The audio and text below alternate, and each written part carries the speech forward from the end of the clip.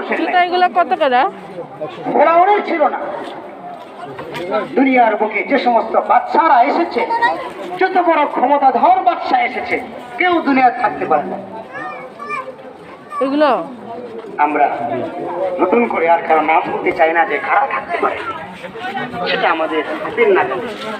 আমরা সব জানি, সব বুঝি। আল্লাহ পাক আমাদের বুঝবার তৌফিক দান করুন। সম্মানিত উপস্থিতি, আমাদের এখনকার যে প্রোগ্রাম ছিল, যে কোনো কারণে এটা তাকদীরে মুহাম্মাদা, দেখি আমরা না হয়ে পেরেশান না হয়ে আল্লাহ পাক রব্বুল আলামিনের কাছে দোয়া করব। দেখান যাবে না টেস্ট যে আল্লাহ পাক টেস্ট করে দেখবেন, টেস্ট করে না এটা লিখবেন এটা বুঝবেন না, টেস্ট না করলে যদি বুঝ দান করো, আপনার নষ্ট হয়, নষ্ট না, এগুলো নষ্ট না। আসলে অভাব কিসের? এই যে খোলার সিস্টেম আছে তো, দেখেন সিস্টেম আছে খোলা, তাহলে কথাগুলো বলা হচ্ছে। আমাদের এখানে 2 বছর আগে ঢালকানগরের পীর সাহেব হযরত মাওলানা জাফর আহমদ সাহেব ছিলেন। আমাদের এখানে অনেকেই হয়তো বা ওনাকে চিনি।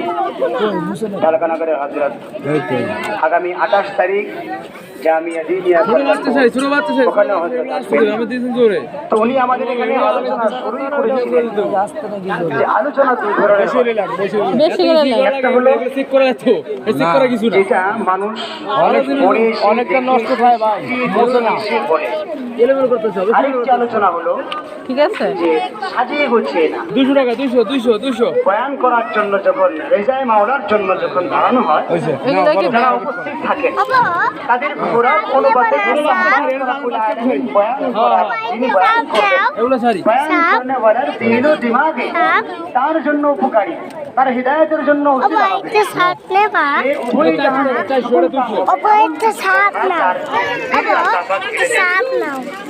যারা নাকি রেজায়ে মাওলার জন্য, আল্লাহ পাকের সন্তুষ্টির জন্য ইলমে দ্বীন অর্জন করে, আল্লাহ পাক রব্বুল আলামিন সময় অনুপাতে তাকে ওই কথাগুলো বলার তৌফিক দান করেন, যে কথাগুলো ওই সময়কার উপস্থিত ব্যক্তিদের জন্য, ওই সময়ের জন্য উপকারী হবে, ওই কথাগুলো আল্লাহ পাক তাদেরকে বলার তৌফিক দান করেন।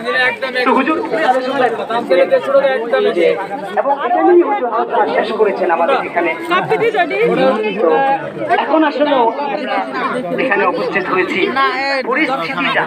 পরিস্থিতি অনুপাতে কিছু কথা আমি বলবো ইনশাল্লাহ। আমরা একটু শুনবো, ধৈর্য সহকারে শুনবো।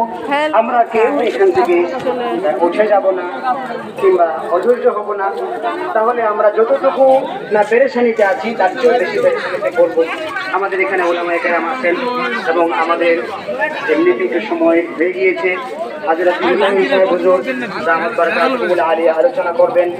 আমাদের আজকে যে উপলক্ষে আমাদের অনুষ্ঠান সমাপনী ছাত্রদের পাগড়ি প্রদান, তাদের পাগড়ি প্রদান করা হবে এবং আমাদের সারা বাংলাদেশের একটি প্রসিদ্ধ এবং সুপরিচিত বোর্ড তাফাকুল মাদারিসিল আরাবিয়া বাংলাদেশ